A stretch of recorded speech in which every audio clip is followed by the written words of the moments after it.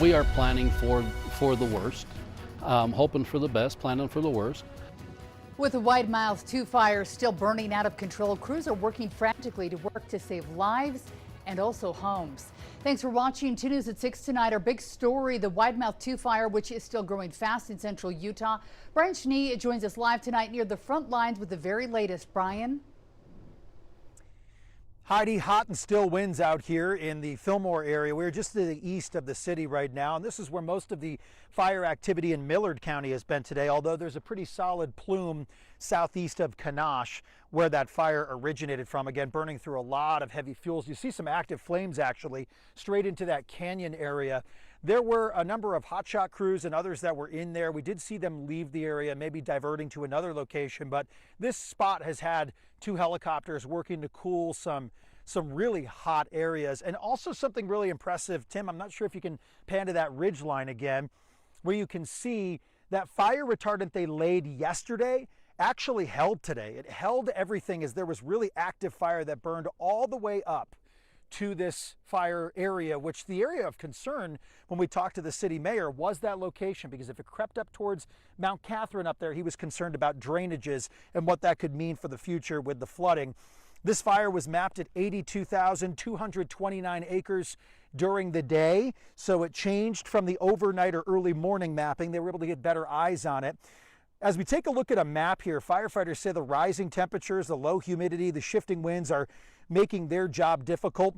As far as the evacuations go, no major change here, by the way. I want to emphasize that nothing has changed, but if residents are put into a go status, first responders say they will be notified via an alert on their phones, as well as a door-to-door knock, a community meeting on the fire happening in less than an hour. And that is happening in Sevier County, which is where David Ochoa is. Sevier County officials will be addressing residents about that Widemouth 2 fire. So in about an hour, officials will be hosting that meeting, which is at the college there in Richfield at the Sorensen Auditorium, as that fire continues to work its way towards Sevier County. David Ochoa is live now in Richfield with a look at how things are on the east side of this fire. David, how do things look right now? Well, Brian, things have actually calmed down over the last couple of hours.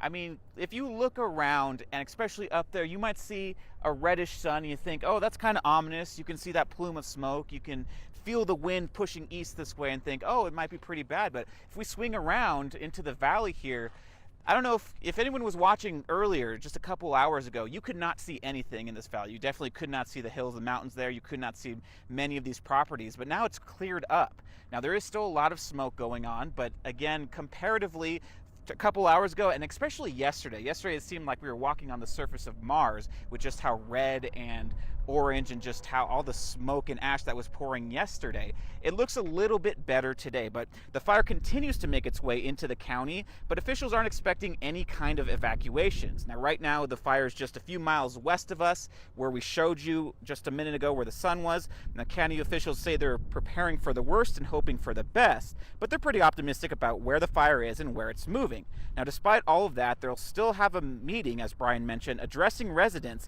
tonight to tell them that they're on top of things here. We're here, we're going to be here through all of it. You know, we had the Monroe fire last year. I think there was one day through that whole fire that I wasn't around. I will be here through this, the duration of it. I'll be here right alongside everybody else. And so we're here to take care of this. If there's something you need, let me know.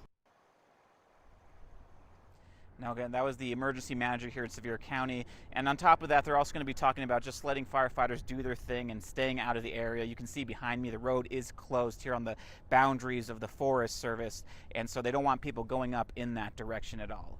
And again, that meeting is going to be happening at Snow College in just a little less than an hour here at 7 p.m. So if you'd like to attend that, that's where it's going to be. Reporting live here in Sevier County, David Ochoa, KUTV 2 News.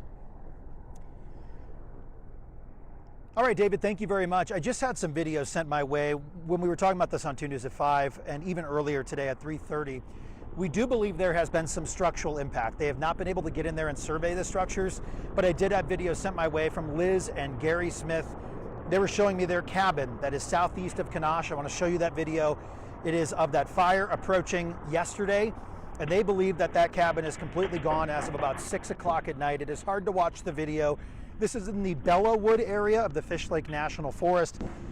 And it's been hard. I've been trading these text messages back and forth, and they've owned that cabin for about 4 years. And they actually attached this camera the other day with a Starlink to get better views of the fire as it encroached. They're able to get in there and get some of their belongings, but just startling video to see. And you can watch a little bit more of that if you'd like on our social media channels. Lieutenant Governor Deidre Henderson spent her day in Fillmore yesterday meeting with fire crews and surveying the fire damage. She said the state is willing and able to offer whatever resources they can to help support. We've also an air tanker that has been helping out in the United States. Firefighting aircraft there from Australia working that Widemouth 2 fire here in central Utah. Over the last few days, Tanker 210, a converted Boeing 737, has been dropping fire retardant along the perimeter of the fire. Earlier this year, the same plane from down under worked on the Cherry Fire in Utah's West Desert. Like other large air tankers, the plane carries 4,000 gallons of fire retardant. The Fireliner is owned by the New South Wales Fire Service in Australia. And this summer's fires are keeping the air tanker base in Cedar City very busy. They broke another record. In 2020, this tanker base pumped out over 2 million gallons of fire retardant into firefighting aircraft. That number was surpassed this weekend with aircraft working active wildfires in Nevada, in Utah, in Arizona. The BLM says this is the only large air tanker base in the southern Great Basin. We can have upwards of 100 people here working out here in all different aspects. When things get ramped up, we'll get tankers and air crews from all over the country can show up.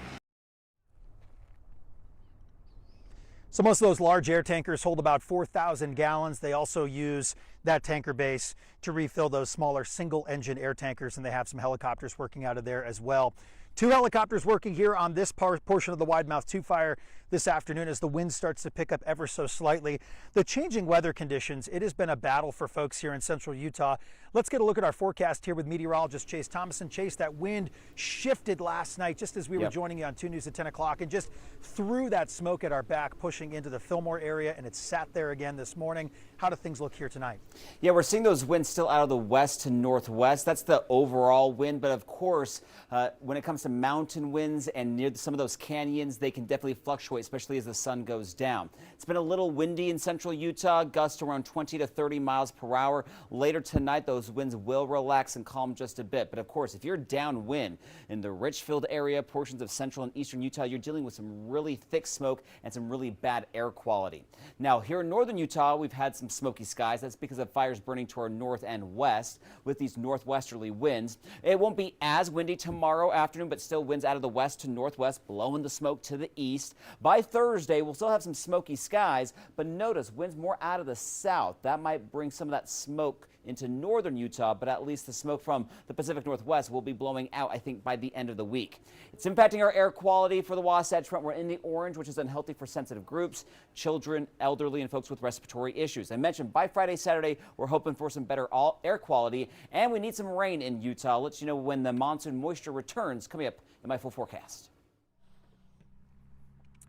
All right, Chase, thank you very much. As you always have been able to do on our website, KUTV.com, you can watch all of our coverage on our newscast, but also find a lot of those different pieces of video as it pertains to fire coverage and whatnot on our YouTube page and by downloading our 2 News mobile app. So as you take a look at this massive plume of smoke working up Middle Mountain here on the side of Chalk Creek, this whole area has burned over and really deep today. It burned over Middle Mountain into Left Fork, and that is the area where it's been really, really hot. They've got a number of aircraft working on that ridgeline right now by dropping water from this irrigation pond right here behind me.